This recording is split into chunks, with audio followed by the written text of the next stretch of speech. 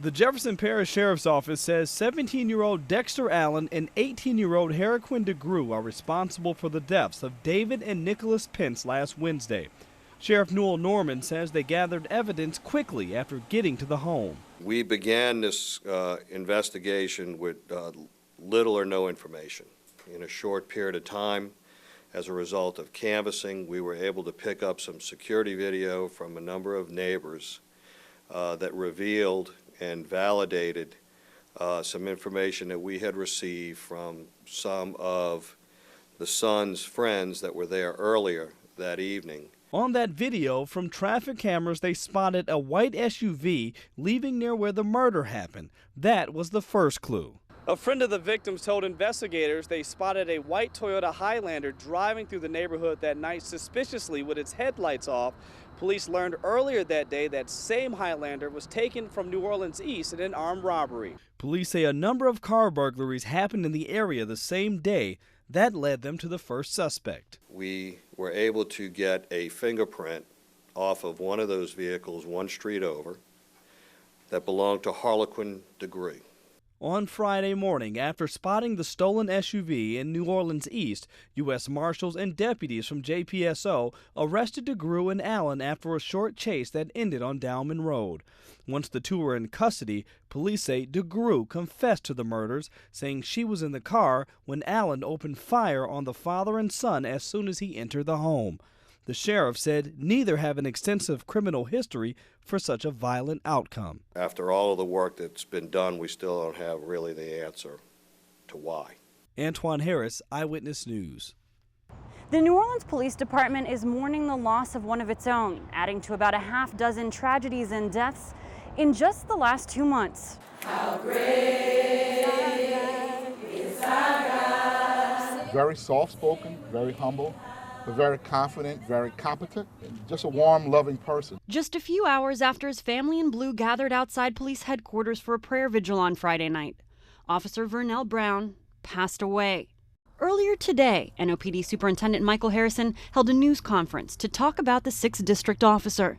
Our department right now is grieving and mourning. Our hearts, our thoughts, and our prayers, our condolences are with the Brown family. The 17-year police veteran had been in a coma for about a week at University Hospital. Last Sunday morning, Officer Brown exited a police cruiser to investigate a car fire on US 90 at the I-10 East split. Investigators say he was hit by a Ford Mustang. Harrison says Officer Brown was an expert in traffic fatality reconstruction in both criminal and civil courts. Now his death is being investigated by the same traffic unit. And ironic that he would fall victim to the very type of incidents that he once investigated. When not in uniform, the 47-year-old made it a point to give back to the community. It really is a blow to the body of our organization, and because he does so much work, he's so well needed. Whenever he comes around, he's always lending a hand. A member of the Rho Phi Omega Psi Phi organization, his fraternity brothers say fighting domestic violence and helping local youth were causes close to Officer Brown's heart. We just miss him as an individual, being that person that we all rally around. Those kind words spoken a week ago about a brother, father, and son who will be missed by many families. His name eventually added to NOPD's Memorial Plaza for officers who've died in the line of duty. Brick by brick, graves at Lafayette Cemetery No. 2 are being repatched and brought back to a better condition. Dozens of tombs are on the list to be rehabbed by Save Our Cemeteries, whose director says this has been a year in the making. We started working in Lafayette 2 last year, and we just noticed this was a problem, and it was on our list to finally come out and make a difference. One of the difficulties is the type of material needed to repair some of the tombs.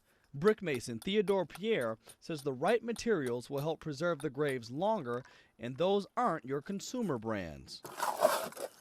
You can't just go to Home Depot and buy what we need for this purpose, because the bricks are a certain age and a certain consistency. Many of the tombs here have fallen victim to grave robbers or vandalism, and some have been neglected for so long they're beyond repair. The property is owned by the city and hasn't had any upkeep in months. It's home to several African American societies dating back to the 19th century. Walker says it's a tough job and there's more work needed around the city. It's a never-ending job, but after we work in Lafayette too, we're going to move into Valence Street Cemetery and do the same. Long day ahead. Long day ahead, but it's worthwhile. Antoine Harris, Eyewitness News.